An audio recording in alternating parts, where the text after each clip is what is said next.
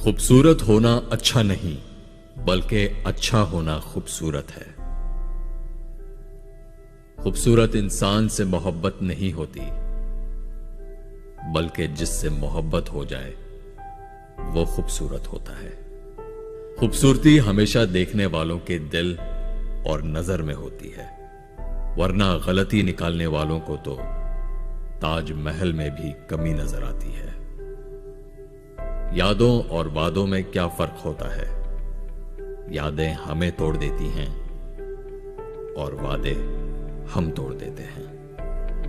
मतलब से कितने भी रिश्ते बनाने की कोशिश करो, वो रिश्ता कभी नहीं बनेगा, और प्यार से बने रिश्ते को तोड़ने की कितनी भी कोशिश करो, वो रिश्ता कभी नहीं टूटेगा।